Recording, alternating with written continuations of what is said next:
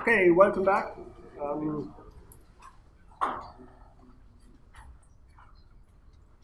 a bit running behind, and I still want to have time for the last part on the ethical discussions. So I want to be brief here, but I skipped this last time already, so I want to do it now in any case, to talk about the final project and the final report, because in a way we always ask you to write reports, but never tell you what we expect when writing a report, so this is my way of telling you what we expect. First of all, the research is about Schnapsen. That is sort of constrained that all the things I want to get is that they are about Schnapsen. So that's, I guess it's clear.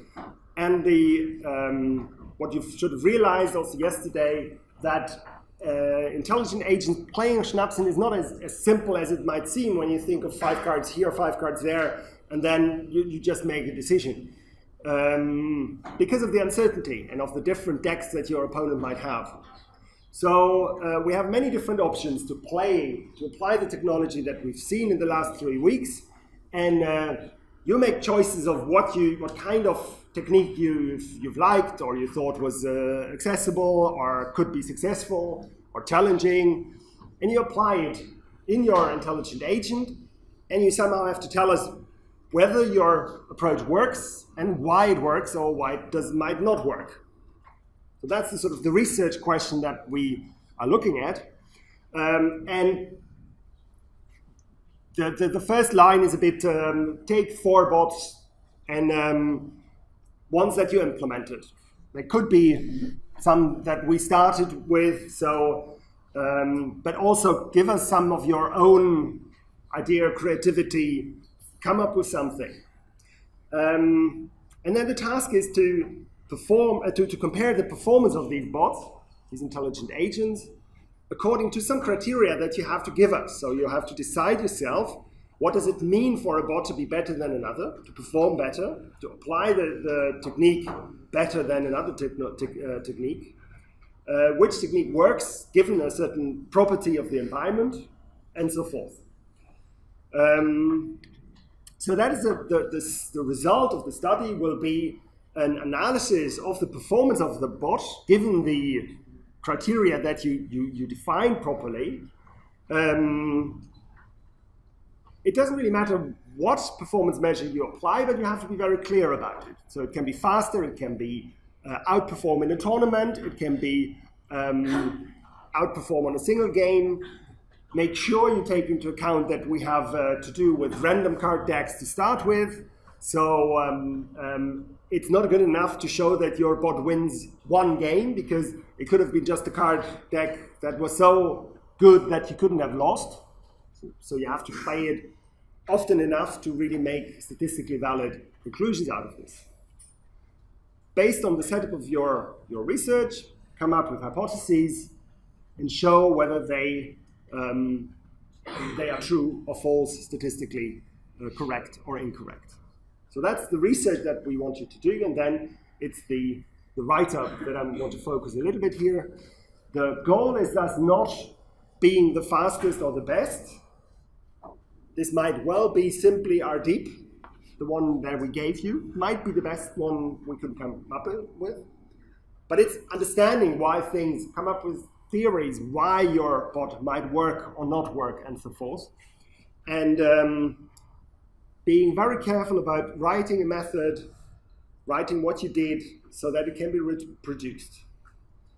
Reproduction is one of the core features of a scientific paper, allowing other people to reproduce your experiments. So they don't have to trust you on your nice blue eyes, they have to be able to reproduce exactly what you did.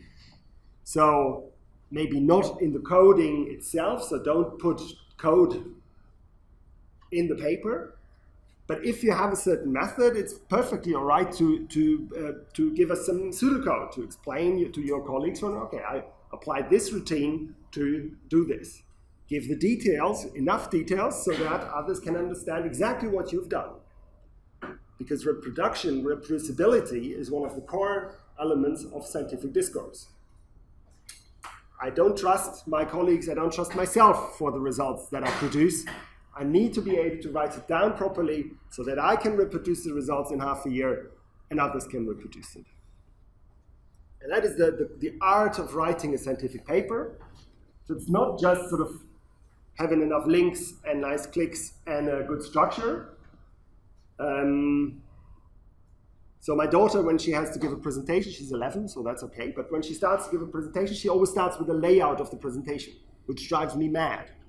Please start with the story that you have. Start with the hypotheses.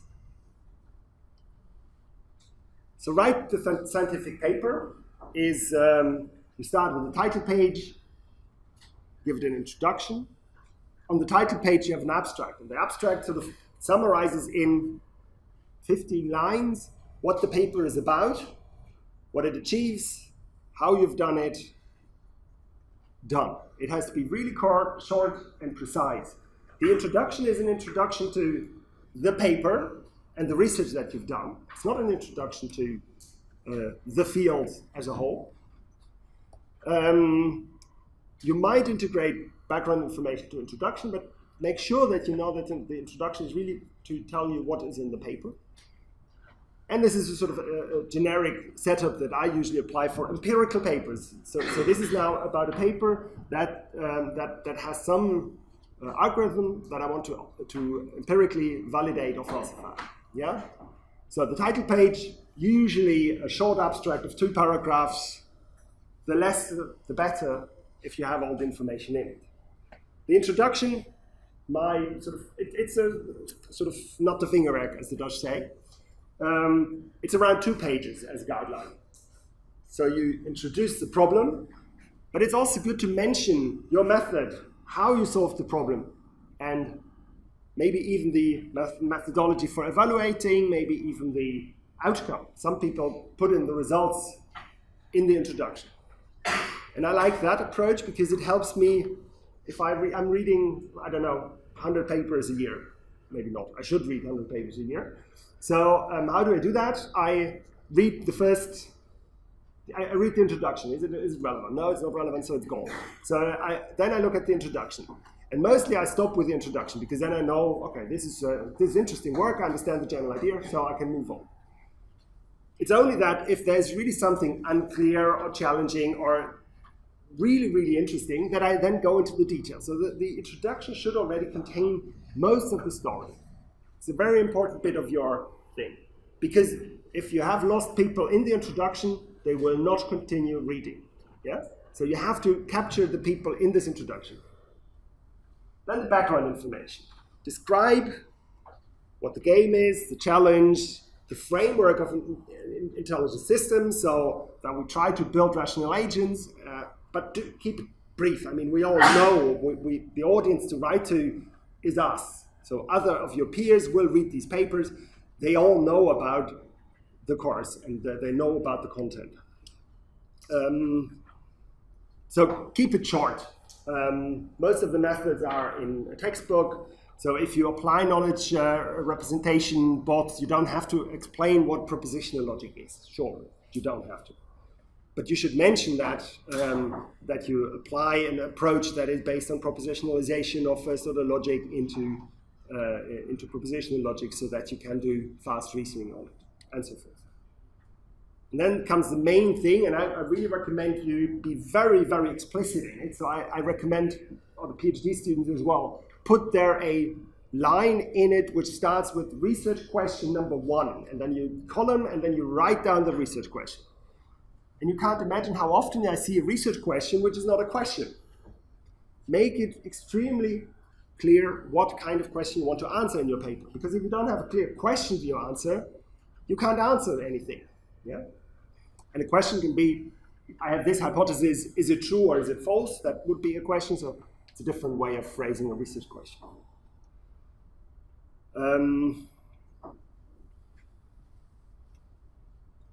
This is a very important one. Make sure you define what you mean by performing better. Be very explicit about it, but you have to be already very clear about it when you start your research. It's an essential part of research that you define what a successful outcome of your experiment is and how to measure it in particular. And then you have the experimental setup, and that is in chemistry, you have to define all the balls and your things that you plug into each other. In our case, it's the tools that we built, of course. So we have built 3 bots, 3 intelligent agents. One is a heuristic hill climber, which applies the heuristics X, Y, Z. This heuristics is admissible, whatever. And then you explain it, you might give it the pseudocode. So here's really where you make sure you have the reproducibility in mind. Everybody should be able to reproduce this experiment after applying, after reading your paper. And then it's the results. Give us some very restricted form of the results. Choose the results that are interesting. Don't give us 10 pages of tables that we can't interpret. Show the reader where the important thing happens. Make it bold, make the significant results bold or green or whatever, so that it's easy to read, easy to see where things are important. And describe it, describe the results, and really guide the reader through your result set, because you will produce probably many, many tables that are very difficult to follow. And then the findings, give it an extra page where you say, we found out that this bot works better, and you can also interpret the results here. You might even get into a little bit of speculation. Say, okay, we've tested this, it might not be significant, but it still gives a qualitative indication that's fair enough. So that's a sort of, you summarize your results, and you might get into some interpretation of the results. And then the conclusion is in principle the other part of the introduction. You just summarize what you did and highlight the most important things. So it can be very short, but it really has to give the reader the element of closure. Okay, so I've read this, I've understood it, and these are the 3 things the authors find the most important thing for the entire research. I agree or I disagree, interesting or not interesting, I can finish the paper, yeah? That is my way of doing things. You might have read them differently somewhere. This is very personal. This is something you have to learn in your own style when you publish papers. Some things work for some people, some things don't work for some people. But always also be aware that you're writing for an audience of people who are interested in this, but also maybe not too much interested. And some people might find it very difficult to get some of the technical details, others not. So you have to be as clear as you can and as simple as possible. Okay. Now there's a relatively radical switch of topic. And before I get to that, I should ask, are there any questions about the project and the report that you have to write? So I've discussed with the TAs for the practicals, so there will be help sessions next week. So if you have programming issues or issues with the engine, you can make appointments such as you did this week. There will be probably similar, the same slots, but also there might be some difference. So check the sheet, the Google Sheet for slots if you need them. And you can also make appointments with me if you have a question about the design of your research. So I will also make time available next week, beginning of next week. Probably people will be very busy about it on Tuesday, Wednesday after the exam. But it really is important that you also start really working hard on the research now. I know the time is short, but you have nothing else to do. Okay, any other things, questions? Okay, one last thing for me on this is that unfortunately the exam cannot, the digital exam cannot be on Canvas. So I had hoped I can just use the Canvas system for the exam, so that you're sort of applying the same environment as you also did for the practicing exam in week 1, and maybe some material that I also provide before the weekend. But there will be a sort of a digital exam in the tent, which is a different format. So I hope that works out fine and is easy to work with anyway.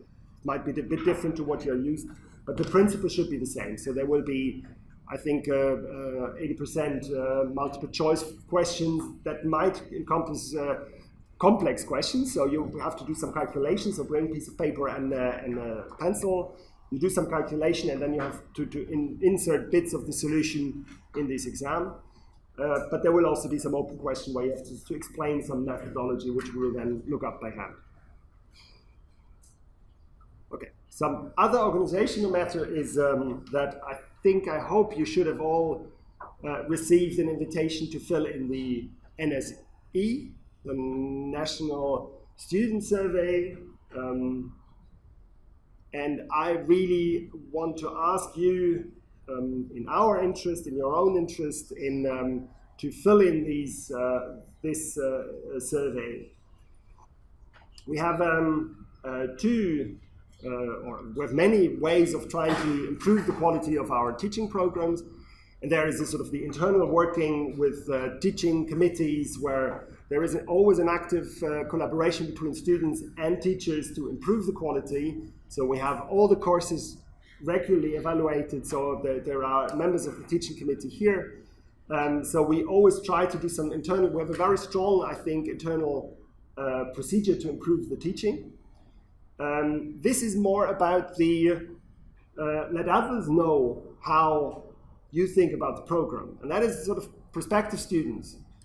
What should they know about your study? This is also to rank your programs, and it's really important to fill it in because we want the full opinion of the students. And if you are critical about things, fill them in. If you're positive about things, fill them in. As long as you fill it in, as long as we have a really valid response rate to this survey, this is extremely useful for us. So please do this, is my question to you. Okay, tomorrow, I did it in the first lecture, I do it here again. I start with my last slide, because otherwise nobody will listen to it anymore. So please come tomorrow, because I think a lecture with Frank is always a highlight. Talking about the philosophy of AI is also something that is really enriching for our students, and I think we also have the obligation to think more about the concepts of intelligence and so forth than we offer in principle in this study. And then I will give a brief recap, in particular practice the machine learning exercises for the exam. And now I want to spend a little bit of time on ethics of AI, and let me be upfront extremely clear about this. I'm not an ethics expert, so I'm not giving you any solutions. I don't give a lecture on how this is how it should work. We have all found the solutions, but I want us all together to be aware of dilemmas that we face in the kind of work, in the line of work that we do, and think of problems before they occur, and think of ways of dealing with problems that we will face. I promise you, you will face these kind of dilemmas. And the AI that we're working in, the topics that you've seen, is very, very, very, very close to these ethical dilemmas. So please take this as a way of starting to think about these problems and becoming aware, and maybe start developing a toolkit. And I want to deal with particular the problems that are down the road, the problems that could occur that we might not have yet, but also the problems we face now. And that will help us to sort of deal with AI in the future, but also help us who we want to become as scientists, or we want to be as scientists, and the responsibility that we take for our societies. So it's very important to sort of distinguish between ethics, morality, and the law. So it's not the same. It's very often very different. So not all ethical behavior is illegal. Not all unethical behavior is illegal. Think of 200 years ago, 100 years ago, slavery was considered to be legal, was a sort of normal thing to do in the society.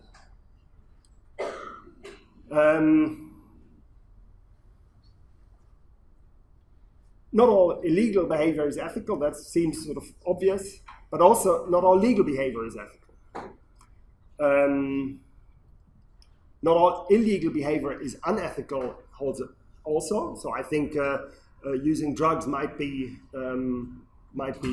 illegal, but many would consider it as perfectly ethical. So there's a sort of soft drugs. So there's a very close notion that one has to be very careful with, not to confuse the two. And I think this is a very nice one, is that the ethics begin when the element of a moral system conflict. So when you have, in principle, you want the one thing and the other, but you can't have both. And there's one way of looking at this, and this is the two extremes of ethics. I would say that you might have an absolute ethical definition, that sort of you are not allowed to do something by, for example, religion, as opposed to the principle of absolute freedom, such as Sartre, for example, advocated, where humans always have a choice. So there's no bigger entity telling us what to do, but you can always, you personally have the freedom of choice at every moment you're living in, which doesn't necessarily lead to anarchy. So we're not all doing whatever we want, but this might even be stronger. So you can't even hide behind something, okay, my religion allows me to do this, or my strong belief defines what I have to do. No, we are, as individuals, we are responsible for all the actions we have. So there are sort of fundamental ethics on the one hand and pragmatic ethics on the other side. So what does it have to do with AI? So there is in the science fiction literature, there is sort of, or the literature about robotics, there are 3 laws, and I think they capture quite nicely the more absolute way of looking at things. But they also take an ethical stance into practice. So these laws are: a robot may not injure a human being, or through inaction allow a human being to come to harm. Then the second law is: a robot must obey the orders given by its human being, except where such orders would conflict with first law. So if you tell a robot to kill someone else, then the robot should stop. So here's an instrumentalization of ethical principles into robots. So it's something you should implement in your robot. If you develop a robot, then it should obey these rules. The third one is: a robot must protect its own existence, as long as such a protection does not conflict with the first or second law. So it should be, you should have a program that it switches itself off before it is forced to kill someone, for example. Yeah? Yeah? Yeah, but what if euthanasia is ethical? It doesn't give you any sort of direct help with what is ethical and what is not ethical. Let's look at more of these questions. So, is anybody aware of the trolley problem? Have you seen? Yeah, yeah. Did you have courses where you had these discussions before, or is it more private interest? Okay. So the dilemma is, you see that there is a trolley coming down the road, and you see that on one side there is 1 man standing, on the other one there are 5 men standing. Should you switch to the place where there's only 1 man standing? Sort of a typical moral dilemma. And I want to go back to the first week, and I would like to ask you to take out your phones, because I'm interested what your answers to this are. So I've prepared a Kahoot, which should come up. Oh, okay.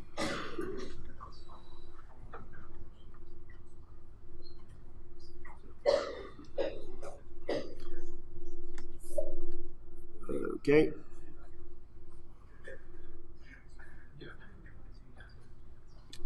So can you please, Kahoot, that's it.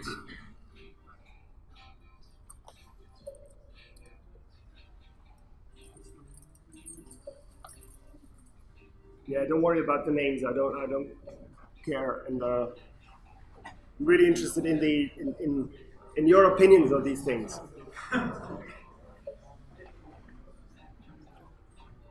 Okay, shall we wait or can we start? Anybody? Okay.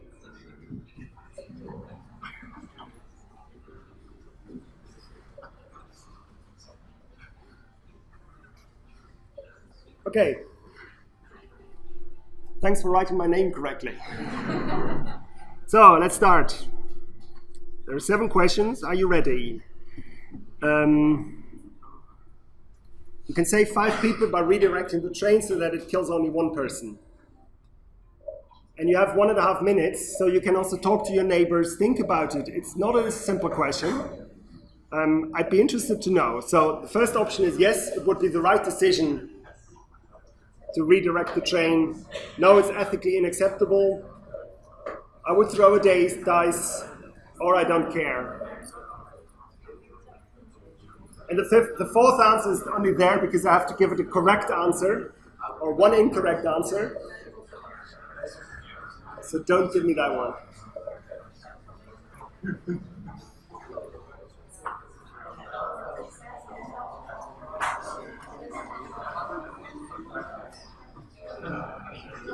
Is anybody still, I think we're all done. We're 50, yeah. Okay.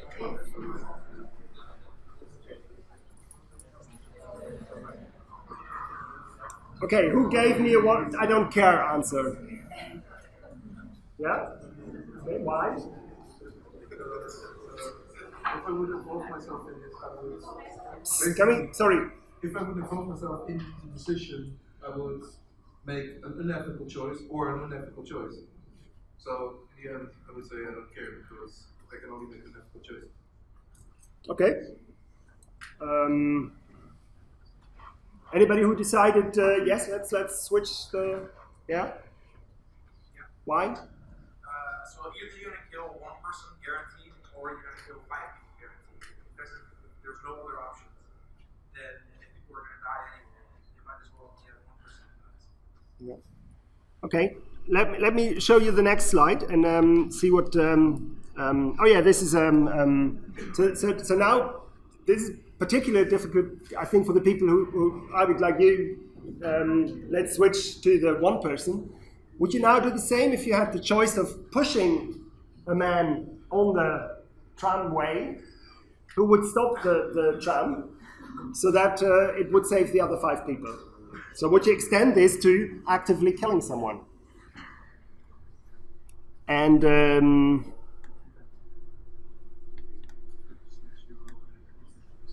that should be the next one.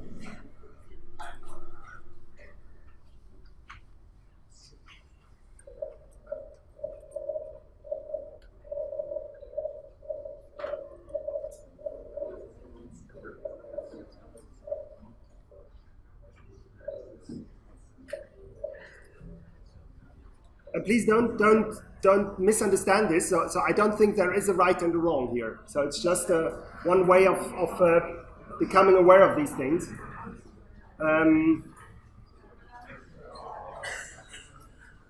Can anybody remind me what the outcome was the first time?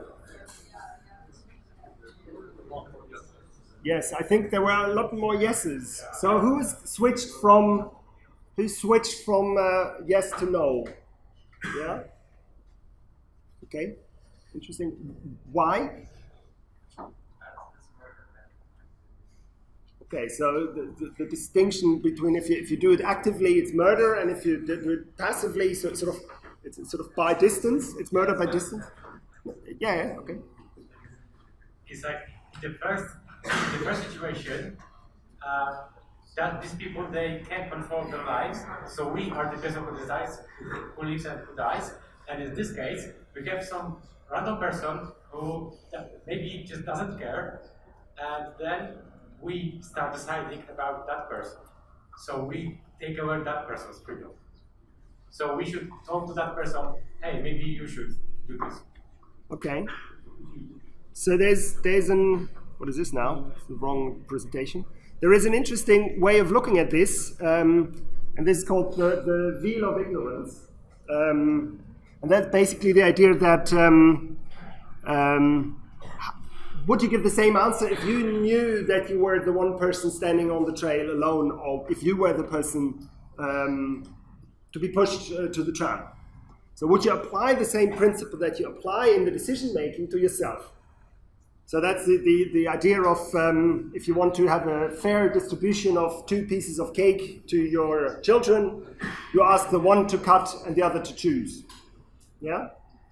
Because you have to accept the outcome of your decision on both sides. Yeah? So now, why are we bringing this up here? Because we have the question of if you now implement something in an intelligent car, the Google engineers have to make a decision of what to do when the car is driving, and they have to decide on crashing against the wall on the one hand with the car, and crashing into a group of people. And if they crash against the wall, then the driver dies, and if they crash into the people die. So that's the same kind of dilemma that you face. And what are the programmers of the Google car to do? Yes? Yeah? If you are making a system for a car, then your first priority should be that the occupant of the car is safe. That should be your first priority. So if there is a situation where you have to choose between other people or the person who is driving the car should take the safety of the driver. Of the driver. Okay. Except that the person who is inside the car probably stepped in willingly, even though those on the street did not. Yeah. Yeah, if Okay. you're standing on the street, you know that you have a risk of maybe getting run over by a car. I want to stop this. The street is not without Yeah. any risk. I think these are perfectly valid ways of leading this discussion. I think that I'm here now with the next question. How would you program the car? Crashing into the group of people or killing the driver? Kill the driver, crash into the people, throw a dice, or I don't care.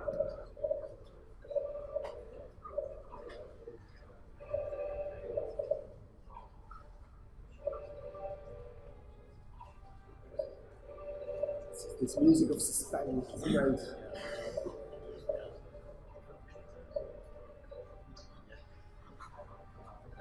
So 5 people missing, come on. If you don't care, give it to don't care, then we can go on.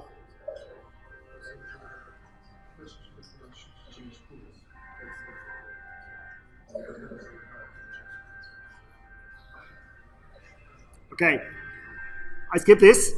Sorry, I'm very bad here because I said take the time, take 1.5 minutes, discuss it, and then I break after 30 seconds, no time left. So that's very bad. Okay, so most of you would kill the driver, and several would crash into the people. Okay, so then I'm interested in your next question. Which car would you buy? Would you a car that kills the driver? So that it says in the question, a car that crashes into people. I should know which car I buy.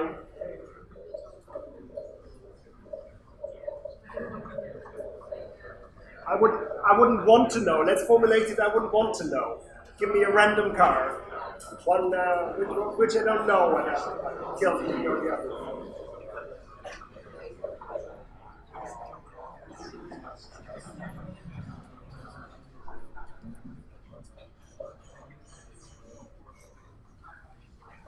So basically, many of you wouldn't want to take this decision. Yeah, the choice between sort of a killer or the victim is too difficult to make. Is that a fair way of describing this decision? Yeah. And it's interesting, there are fewer people who don't care in this whole thing, so it's nice. And I'm not asking who of you would buy the car, so that's, I think, should stay your personal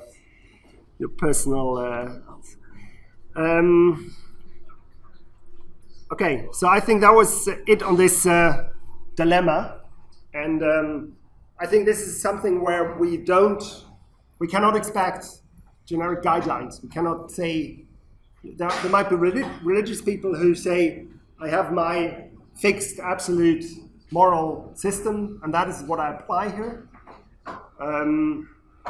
But I think for most people, this is a question that simply, even if you have to choose here, is too complex to really answer it.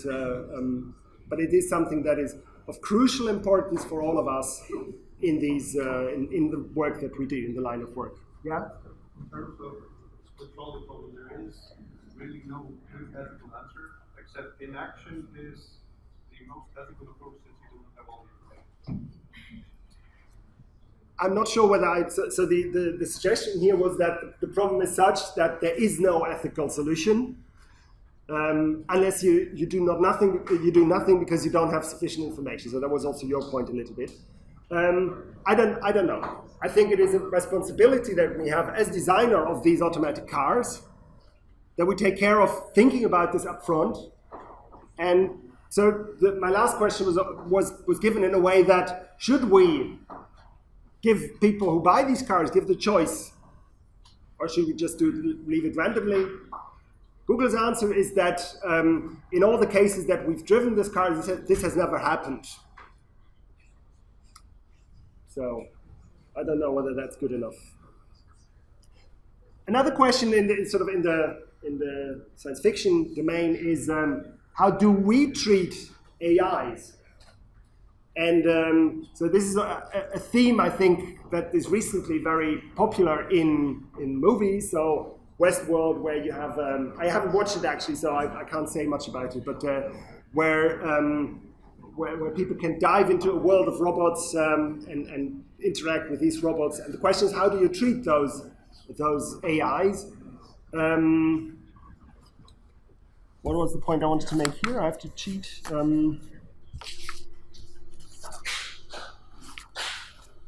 I don't know. This is a second series with a very similar problem. So what is the role of emotion in dealing with AIs? And if AIs really become more intelligent, then they can also start showing emotions, having emotions, and it's very difficult to judge which of those. Do we want systems to show emotion, have emotion? So I want to move to a different problem. Also, I think one that me as a scientist really, I really find a very important one, and that is how do we deal with the responsibility of the actions of our research in terms of the lives that they might cost. And you might say this is far away from what we do, but I don't think it is in terms of AI research. So the Manhattan Project is something you should all know, and that is when they built the atomic bomb in order to defeat the German Nazi regime. And so let's take it a little bit of time. Imagine you were a physicist who developed an important theoretical result of the bomb. Would you be proud? My research helped cure cancer as well, so it is very useful that what I did, and it ended the war. Would you be ashamed that you're responsible for so much suffering in the countries where, in the places where the bomb has been exposed? I'm just a scientist, I'm not responsible, and I don't care.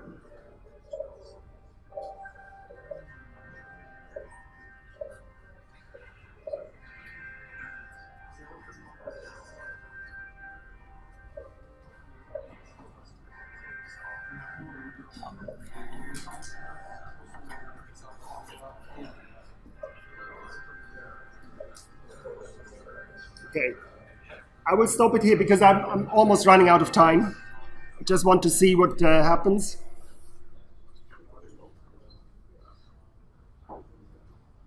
Yeah. So I don't want to interpret these results, and it's not sort of the purpose of me doing these questions here is to set you to think about these questions, because I think they are highly relevant for us as scientists. And I don't have an answer. I would have sort of, as you did, sort of what would fit most. It's really only about becoming aware of these issues and talking about them, thinking about them, reading about how you would behave. and what your responsibility in your future life will be. There's one question which is also in the, sort of the future of AI. If we really manage to build systems that show intelligence, emotions, would we still be allowed to kill those systems? And that's very close to the question of are we allowed to kill animals? Why are we allowed to kill animals? Why is it okay if we squash a bug on the floor, but most people would probably kill a cat? Would have much more different, many more problems with this. But we kill a cow if we want to eat it. So there is the notion of purpose, nature. So loads of elements in animal ethics. And the question, of course, how do we deal with this in computers? If computers ever get some notion of consciousness and emotions, then I think we have to be, we come up with some ethical system to deal with this, and we don't have that. And I now skip the cahoots because I think you get the general idea that these are questions that are very, very tricky to deal with. So these were the problems that were more sort of in the future. Maybe the trolley problem is one that we already face. But there are also problems in the future and that at play now. And one of them is, for example, that there is at the moment there is no legal system or nothing really clarified upon the building and usage of autonomous weapons. So these are weapons that decide themselves. So you send them somewhere, they decide themselves what to do. And the Israeli army, for example, has and uses those. And the question is, what are we sort of allowing those systems to do? There has been an interesting discussion last year where we as AI researchers were involved in and were sort of shocked about the results of this advice that was given to the Dutch government. That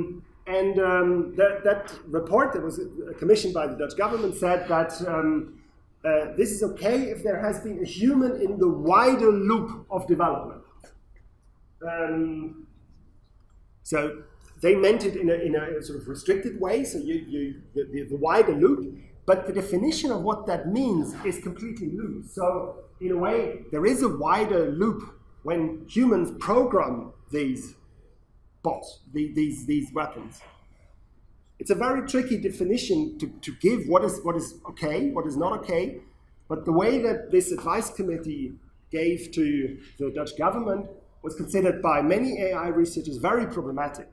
This definition of humans in the wider loop. And there were letters written by the AI community that this needs to be really be done in a better way. But the question is indeed, how do we look at autonomous weapons in warfare and what kind of decisions we allow them to take? Another question is privacy, of course. So if you think of the power that the secret services in Eastern Germany, in Russia had, by collecting as much data as they could, and they really developed a regime of fear. Not only there, I want to be clear there. If you now think of what the data and the information that Google or Facebook collects about people, it's much, much, much, much more. So there is very little that these regimes had at the time that the companies nowadays don't collect and know of us and can derive by learning and so forth. But now people give this data for free. That's very problematic in terms of what you can do with this. And I skip this Kahoot. There are more issues, and I want to, because I want you to leave, to be able to leave and go for lunch, but there are more issues you should think about. The racial profiling works on the basis of the machine learning principles that I've been talking about yesterday and the day before. If you apply a suggestion for, is there the chance that someone is a criminal, then machine learning is the way to do it, and machine learning is the way to come up with some kind of racial profile that's usually interpreted very often in a very incorrect way. This is a Dutch rapper who has been arrested, or who has been stopped because he was driving in an expensive car, which the police thought can only happen if he had stolen the car because of racial profiling. And this is very often if you use the probabilities incorrectly, as we've seen. So the fact that that you're black under the assumption that you use drugs is not the same as the probability that you use drug when you're black. And this is something that is very often very misunderstood in these times. But the bigger problem is that machine learning really works towards this acceptance of the features, the outside features of people over some of their characteristics. So I'm going to stop here. We are part at the FU, but also many other places of this responsible data science initiative. So how can science be fair, accurate, confidential, and transparent? And I really hope that you in the future also become a very responsible AI and data science researcher. Thank you for your attention.